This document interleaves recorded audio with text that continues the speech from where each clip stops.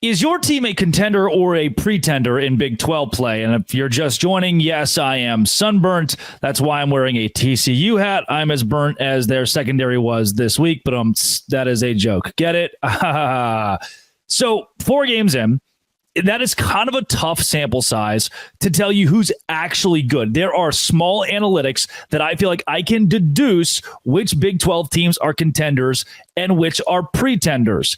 Now, the reason that some of this is skewed is because you have games against Lindenwood. So Kansas is going to get a boost because they played Lindenwood. Now, the analytics that I'm using come from CFB graphs and College Football Insiders, as well as ESPN, with a bit of Fox thrown in there. I've built this like quasi algorithm that's going to tell me who's actually good in the Big 12 this year. And with that, I enjoy, the little rankings that I built. What I don't enjoy is the fact that still there are those games that I can't throw out. I mean, I still have to take into account that Texas Tech beat the brakes off of North Texas. I can't completely take that away. And I have to take into account that UCF, while I feel like they haven't really played anybody, they did play a conference opponent in TCU, but how strong was that win against TCU if the Horned Frogs lose and give up 66 points to SMU? There's a lot to take in here.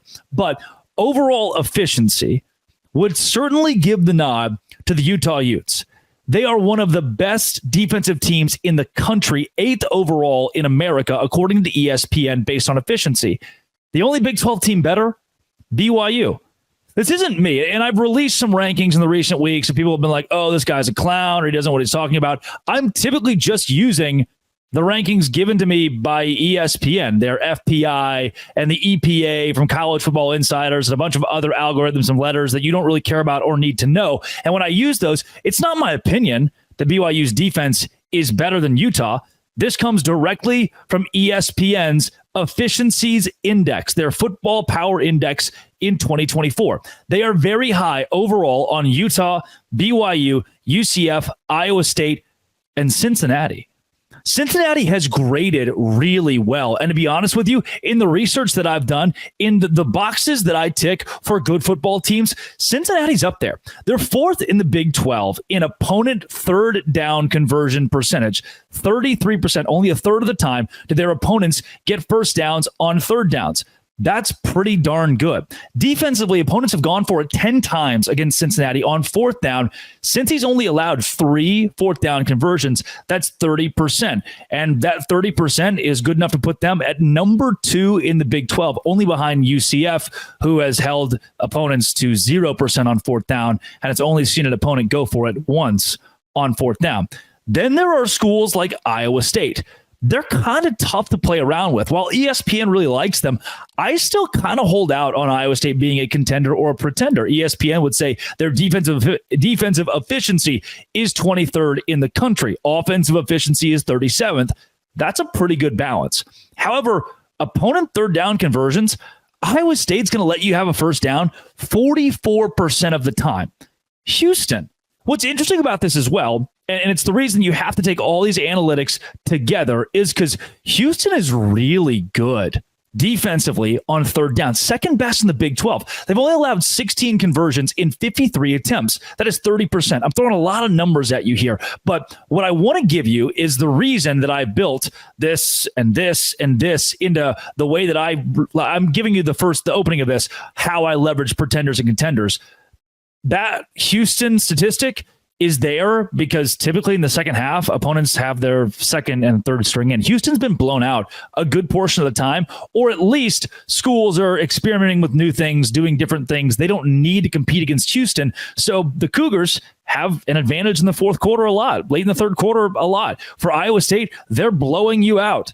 Their defense can afford to allow you to convert a third down, convert a fourth down. The Iowa game wasn't spectacular to convert on late downs because in most of the games they played, they've been beating you by so many points that it skews the algorithm. So then I'd go back from where that third down percentage doesn't apply to those schools, and that box can't necessarily be checked due to the funky nature of their first 4 games.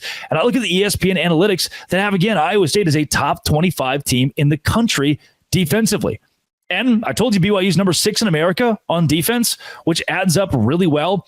But the Cougars to this point haven't been great on third down. They're actually 11th in the Big 12, 35 38.5%. That is the opponent's ability to get first downs on third down against BYU.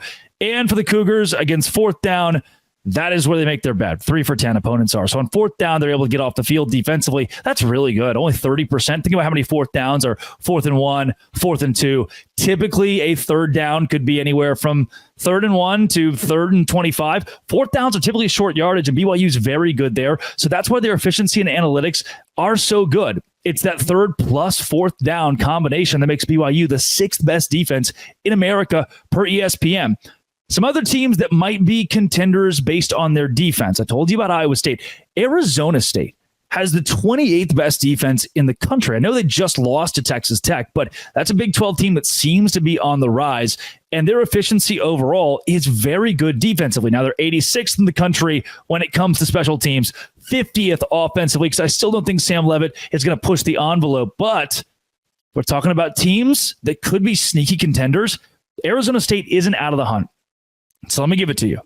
Here are the schools that I believe moving forward are legitimate contenders, not pretenders, contenders based on analytics, efficiency, and specifically to me in examples that aren't skewed by opponents or final scores. I'm going to take third and fourth down opponent conversion percentage into account. So all those things told, Utah is the contender. They're still number 1 in the Big 12. Their offense, not great. Really not great. 50th in the country per ESPN, 49th, I should say. But their defense is good enough, and contenders have a good defense. BYU's in the same category. BYU has the 57th best offense in the country per these analytics, but their defense at 6, they're a contender. UCF, they're in an interesting spot. Their offense is so good, their defense is just okay. But they're a contender because the offense is so good. They push the envelope so far offensively that in a game where the opponent scores 31 points, UCF's not out of it. Utah might be. BYU could be if their special teams doesn't step up in a big way, similar to last week. I'm going to put Iowa State in that contender category, Oklahoma State in the contender category, and do something crazy and say Cincinnati is in your contender category through the first 4 games because of how they've graded out analytically. They are not that far. So to give you an example here, Utah is graded at an efficiency of 82 overall, okay? Cincinnati is at 74. That's an 8-point gap. Cincinnati grades at 74. The Arizona Wildcats grade at 45. That's a huge jump. And efficiency-wise, Texas Tech is far behind Cincinnati as well. The Bearcats, sans a couple of plays against Pittsburgh, are still undefeated and deserve more respect from yours truly included. Oklahoma State's also still in there. Their defense was pretty good this week. The offense just didn't show it against Utah. Maybe Utah is just that much of a juggernaut in Big 12 play. Pretenders. I don't feel like putting a couple of the teams in the middle there yet. Arizona State, Kansas State, even Baylor grades pretty well because of their special teams, number 1 in the country in special teams efficiency. But pretenders include TCU, Kansas, West Virginia, Colorado, Texas Tech, Arizona, and Houston. Oh, Drake, why are we pretenders? Analytics. I compile the data. I don't make the data. I don't make your football team what it is. Yeah, I'm not shocked to see TCU there or Kansas there. Not shocked to see West Virginia there too, man. If you've watched all their games, you're pulling your hair out. Some Colorado fans might be bummed, but I want to point at that Nebraska game and say, look, we saw what Colorado would do against a legitimate football team on the road. They're going to have those games again in the Big 12. For Texas Tech, you saw the way they played week 1. You saw the way they played week 2. Don't forget those games yet. And let's see how things play out in Lubbock. I do have Texas Tech winning. I'll talk about that in a second. But for now, Cincinnati's got at least a shot. Arizona, you grade really poorly right now. And the Northern Arizona game didn't help you. New Mexico, your defense sucked. Against Kansas State, nothing went right for you. Arizona grades second worst in the Big 12 based on these analytics. And then there's Houston. And you are the bottom dweller. Sorry. 111th best offense in the country. That's not very good. Not very good. Coming up, let's pick every game in the Big 12 this weekend. This is Locked On Big 12, part of the Locked On Podcast Network. Your team every day. Today's show is brought to you by FanDuel. FanDuel's where I go when I want to make some money. I want to make some money. I say, FanDuel, hook me up. Help me out. FanDuel says, yeah, go bet on the NFL.